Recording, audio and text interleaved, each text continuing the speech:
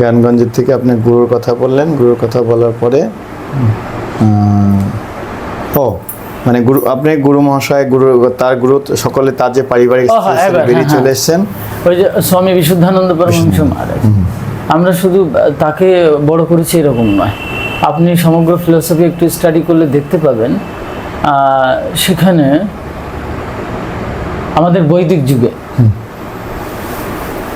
যে সৃষ্টিচক্রের যে objects manifest করেছিল, অর্থাৎ ক্রিয়েটর ভগবান সৃষ্টিকে, অবজেক্টসকে কি করছে, প্রকাশ করছে। এই সৃষ্টি জগতে অনন্ত সৃষ্টি আছে, অনন্ত সৃষ্টির বীজ আছে, তো সেটাকে কি করলেন, সেটা ম্যানিফেস্টেশন হয়, প্রতিনিয়ত ম্যানিফেস্টেশন হচ্ছে। দেখছেন না, হাইব্রিড করছে, সংকর করছে, মানে ক্রস করছে, ক্রসিং হচ্ছে, ফলে কি হচ্ছে, আম গাছে জাম হচ্ছে, জাম গাছে আম হচ্ছে।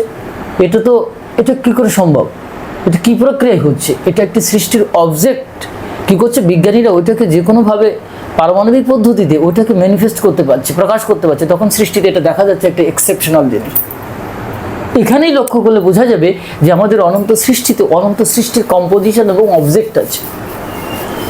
তো এইটা বৈদিক যুগে আমাদের সৃষ্টির সেই অনাদিকাল সভ্যতার যদি ধরি 9,500 বছর আগে বা 10,000 বছর আগে, ঠিক আছে, আমরা হিস্ট্রিক্যালি যেটা পাই 9,000, 8,500, 10,000 বছর আগে ঋগ্বেদ আদি ইত্যাদি শাস্ত্র গ্রন্থের সম্পূর্ণ প্রকাশ ঘটেছে বিভিন্ন বিভিন্ন স্টেটে, বিভিন্ন বিভিন্ন মহাদেশে, এরকমভাবে এসছে।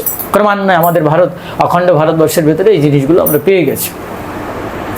তো আমি বলছি একেবারে অনাদিকালের সভ্যতা, যে সময়টা আমাদের কাছে কোনো হিস্ট্রিক্যালি কোনো প্রমাণ নেই, কিন্তু সভ্যতা আর ক্রমান্বয়ে যে কালচক্রের মাধ্যম দিয়ে এভাবে বাই চান্স আসছে।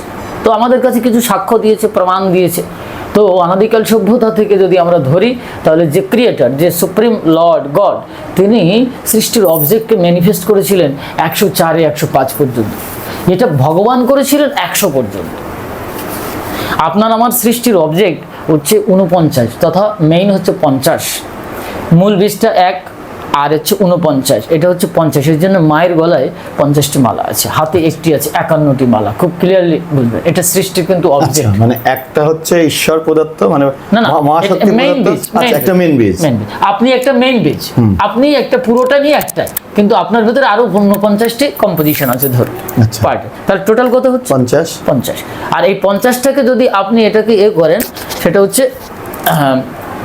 একটা হচ্ছে আরোহ পদ্ধতিতে, আরেকটি হচ্ছে অবরোহ পদ্ধতিতে। তাহলে কি হচ্ছে 50 কত হয়ে গেল 100। আপনার আমার এই তত্ত্বটাই হচ্ছে 100 সৃষ্টি তত্ত্ব বীজ। আপনাকে আমাকে দিয়ে চিন্তা করলে এবার সৃষ্টির দিকে তাকাবেন, এটা 100 বীজ, 100টা অবজেক্ট, যে সৃষ্টির যে 100টা অবজেক্ট বা 100টা বীজ এরকমভাবে ছিল ভগবানের তৈরি করা। যিনি আসলে ক্রিয়েটর, তিনি এটা করেছিলেন। এটা অনাদিকাল ধরে চলেছে, এটা কিন্তু প্রকাশিত, ম্যানিফেস্টেড হয়ে গেছে। আমি তো ম্যানিফেস্টেড, আপনার আমার তো কোনো গোপনীয়তা নেই সৃষ্টিতে এখন, কিন্তু আপনার ভেতরে অনেক কিছু আছে যা এখনো গোপন, যা বাইরে প্রকাশ পায়নি। ক্লিয়ার? এইটা ঋষিরা, আমাদের বৈদিক ঋষিরা গেল। এই জন্যে আমাদের ভারতীয় সনাতন যে সংস্কৃতি, বৈদিক যে সিদ্ধান্ত, এই বৈদিক সিদ্ধান্ত মারাত্মক। এই ফিলোসফি যারা পড়াশুনো করেন, এই পিএইচডি কোর্সের উপরের জিনিস, এগুলো যারা পড়াশুনো করেন তারা বুঝতে পারবে না। আমি কি বলছি, সেদিন একজন ওই যে এসেছিলেন, তো আমি যে শব্দগুলো অ্যাপ্লাই করছি উনি একেবারে সম্পূর্ণ ক্রস করে যাচ্ছেন। এখন আপনি বুঝতে পারছেন আমি কোন জায়গা থেকে শব্দগুলো অ্যাপ্লাই করছি। ওই ফিলসফিটা যদি আপনার পড়া না থাকে তাহলে আপনি বুঝতে পারবেন না। আমি শঙ্করাচার্যের অদ্বৈত বলছি না তো, আমি রামানুজাচার্যের বিশিষ্টাদ্বৈত বলছি না তো, এর অনেক উপরের জিনিস বলছি। তা আপনি ওই পর্যন্ত পড়াশোনা করেছেন, তাহলে আমার কথা ক্রস করলে তো চলবে না। আমি অদ্বৈত মানে কি বোঝেন, অদ্বৈতের ভেতরে দ্বৈত অদ্বৈত দুটোই আছে, আবার দ্বৈত অদ্বৈত দুটোই নেই। বলে সেটা কীরকম অদ্বৈত? এই জায়গাটা পড়াশোনা করতে হবে এবং ফিল করতে হবে, এটা অবজার্ভ করতে হবে, সাধনা জানতে হবে। এবং উৎকৃষ্ট সদ্গুরু ত্রিকালদর্শী, শুধু ত্রিকালদর্শী না, মহাপুরুষদের ভেতরে ক্লাসিফিকেশন আছে। কিছু মনে করবেন না প্রফেসর মশাই, আপনারা প্রফেসর, তাই তো? তা একজন ম্যাথমেটিক্সে আপনারা কজন আছেন টোটাল আপনাদের ডিপার্টমেন্টে? আপনি দেখানো 9 জন আছেন। তা 9 জন একই ম্যাথমেটিক্সে পড়াশোনা করে এসছে, ডিফারেন্ট একটা থট আছে না? একদম নটা থট আছে না? এবং কোয়ালিফিকেশন এবং কোয়ালিটি দুটোর ভেতরে কিন্তু কিছু কিছু জায়গায় পার্থক্য আছে, আকাশ পাতাল, হেভেন এন্ড আর্থ। আপনি ভালো বুঝবেন। তাহলে এটা পরিষ্কার হয়ে যাচ্ছে যে এই ফিলসফিটা যদি না পড়াশোনা করা থাকে সুপার ন্যাচারাল ফিলসফিটা, তাহলে খুব মুশকিল হয়ে যাবে। তো ভগবান ওই 120টা ম্যানিফেস্ট করেছিলেন অবজেক্টটাকে সৃষ্টিতে, তারপরে বৈদিক ঋষিরা এসে 104 থেকে 105 করেছে। ভাবতে পারছেন, যেটা ভগবানের হাতে থাকে সেটা কিন্তু ঋষিরা করছে। আমরা কেন ঋষিবাদে বিশ্বাসী? উনি বারবার শঙ্করাচার্যকে অ্যাভয়েড করছেন, ভাবতে পারছেন? আপনি একটু আগে বলছিলেন না যে আমাদের একটা সময় কালখণ্ড এসছে, যে সময় বুদ্ধিজম তন্ত্র মানে বিকৃত বুদ্ধিজমের যে তন্ত্র ফিলসফিটা এসছে, সেই সময় একটা অন্ধকারাচ্ছন্ন যুগ, যে সময় শঙ্করাচার্য এসে বৈদান্তিক সভ্যতার একটি পুনর্প্রকাশ করল। এই অস্তিত্বটাকে একজন স্বীকার করতে চাইলেন না সেদিন মঞ্চে এসে। আমি শুনে অবাক হয়ে গেলাম। তো যাই হোক, সেটা আলাদা ব্যাপার। তো ঋষিরা এটা করেছিলেন, এটা আমি কিন্তু আগে জানতাম না। আমি ডক্টর এই যে 100 থেকে 104-5 নিয়ে যাচ্ছে, হ্যাঁ, এটা মানে ওটা হচ্ছে আপনার তপ শক্তির ফলে, যখন ঋষিদের ভেতরে ঈশ্বরত্ব জাগ্রত হচ্ছে। ব্রহ্ম ঋষি যারা, যেমন ব্রহ্ম ঋষি বিশ্বামিত্র, ব্রহ্ম ঋষি বশিষ্ঠ, এরা কিন্তু ব্রহ্ম ঋষিতে পড়ে না।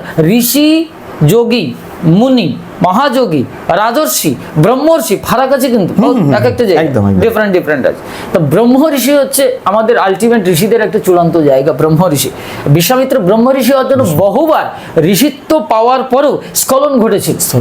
সে মেনাবতী মেনকা যার মাধ্যম দিয়ে হোক না কেন, উনি ঋষি হয়ে গেছেন, তারপরে স্খলন। সেদিন একটা কথা বলি, স্খলন হলো কি করে? How is it possible? ঋষি হয়ে যাওয়ার পর এটা হয় কি করে? বলে না, ব্রহ্ম ঋষি হওয়ার পূর্বের এই স্খলনটা এসছে। So tough. এখন আমরা ধর্মটাকে, আমাদের ভারতীয় ফিলসফিটাকে, দর্শনটাকে, সনাতন সংস্কৃতিটাকে খুব ইজি করে দিচ্ছি। তার মানে চলার পথে যদি কোথাও কারো স্খলন হয়, সে তার মানে আরো ভালো জায়গায় রিস্ক করতে পারে না। স্খলনটা মানেই যে আপনার চির বিনাশের যে রূপরেখা তৈরি হলো, এটা না তো। ঠিক, এটা তো আপনার টমাস আলভা এডিসনকে দেখলে বোঝা যাবে। আমরা যদি এইসের দেখি, আপনি আর্কিমিডিসের দিকে তাকান। আর্কিমিডিস দিনের পর দিন পাথরে খোদাই করেছেন, একটা সময় তাকে ওই পাথরের ভেতরে তাকে প্রাণ দিতে হলো, তাকে মানে অস্ত্রাঘাতে তাকে মেরে ফেললো। কত বড় বিদ্বান ব্যক্তি আর্কিমিডিস! মানে আমি তো আর্কিমিডিসের বিরাট ভক্ত। এ তো বহু শতাব্দীর আগের কথা চলছে, যে সময় বিজ্ঞানের অভ্যুদয় কোথায়। আর্কিমিডিসের হাত ধরে তো আজকে সোনা, নকলি সোনা, আসলি সোনার মেজারমেন্ট হয়ে যাচ্ছে আপনার এইসে কেমিস্ট্রিতে বলে দিচ্ছে। কি দারুণ সভ্যতার প্রকাশ নিয়ে এসছে, এটা দারুণ ব্যাপার না? এইবার সেখান থেকে দাঁড়িয়ে তাহলে আমাদের যে ঋষিবাদটা, সে আর্কিমিডিসের বিজ্ঞানের জায়গা সেটা আলাদা। আমাদের ঋষিরা যেটা করছেন, এটা সুপার ন্যাচারাল অবজেক্টটাকে ম্যানিফেস্ট করছে। এটা তো সাধারণ জিনিস না। ঠিক ঠিক। নিউটন যেটাকে হচ্ছে আপনার তৃতীয় সূত্র আবিষ্কার করছে, সেটা আলাদা জিনিস। সেটা স্বামী বিবেকানন্দের পরিভাষা বলছে এই সূত্রটা ছিল, প্রত্যেক ক্রিয়ার সমান ও বিপরীতমুখী প্রতিক্রিয়া আছে। এই সূত্রটা অ্যাপেল পড়া থেকে আসেনি, এটা তো পূর্ব থেকে অ্যাপেল পড়েছে একদম। কিন্তু অ্যাপেল পড়াটা উনি লক্ষ্য করলেন, ফাইন্ড করলেন জাস্ট। এটা কি করলেন? উনি ম্যানিফেস্ট করছেন, কিন্তু ম্যানিফেস্টেশনটা তো আগে হয়ে আছে, অলরেডি ডান।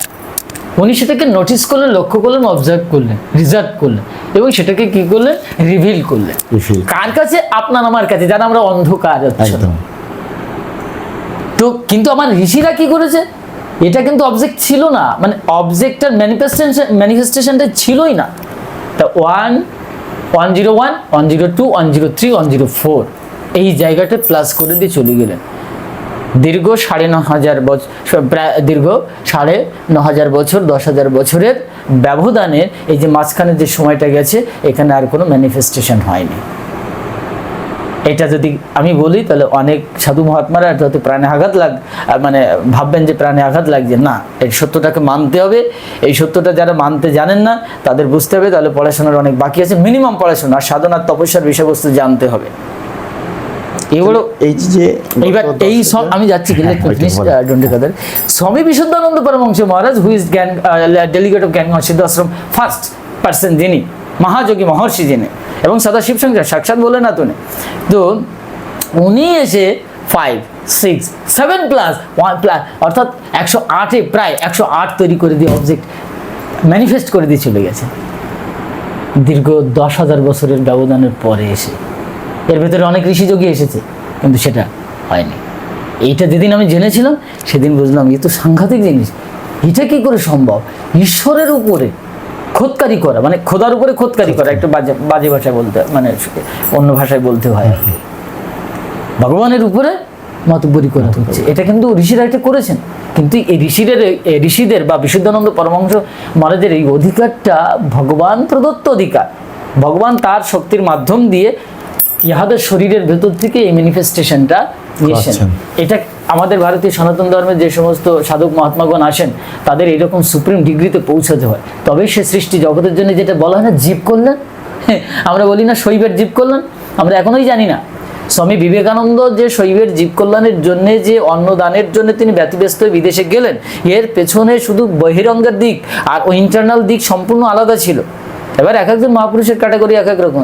তা বিশুদ্ধানন্দ পরমহংস মহারাজ সুপার ন্যাচারাল যে জীব কল্যাণ, শৈব কল্যাণ, শৈবের যে জীব কল্যাণ সেটা দেখিয়ে দিয়ে গেলেন, মানে 108 একে ফেলে দিলেন। তার জন্যই তো আজকে এই যে বলে না 108, 1008, এগুলোর অনেক রহস্য আছে। যখন কেউ নামের পূর্বে 108 লাগাচ্ছে তাহলে বুঝতে হবে সেই 108টা অবজেক্টেরও মালিক, ঠিক। সে আবিষ্কারকর্তা বা সেই 108 তত্ত্বকে বা 1008 তত্ত্বকে সে জেনেছেন। 1008 মানে এখন মহামণ্ডলেশ্বর ইত্যাদিতে লাগিয়ে দিয়েছে, এগুলো নেমে গড, কিন্তু এগুলোর আবিষ্কারকর্তা তা স্বামী বিশুদ্ধানন্দ পরমহংস মহারাজ এই প্রথম এই সৃষ্টির অবজেক্টটাকে এত বছরের ব্যবধানে উনি এগুলো রিভিল করেছিলেন, প্রকাশ করেছিলেন এবং আবিষ্কার করেছিলেন। তার নীলরতন হসপিটালে যে নীলরতন বাবু তার প্রত্যক্ষ সাক্ষী, ভারতবর্ষের বাইরের বিদেশের বড় বড় সায়েন্টিস্টরা পর্যন্ত বিশুদ্ধানন্দ পরমহংসদেব, নীলরতন বাবু পর্যন্ত ওখানে ধর্ণা ধরে পড়ে থাকতেন, পৃথিবীর বিখ্যাত বিখ্যাত ব্যক্তির। সেখানে প্র্যাকটিক্যাল সৌর যে সায়েন্সটা, সোলার সায়েন্সটা, সৌরবিজ্ঞান সেটা দেখাতেন প্র্যাকটিক্যালি কীভাবে হচ্ছে, ভারতীয় সনাতন বেদে কী লেখা আছে সেটা উনি দেখাতেন প্র্যাকটিক্যাল।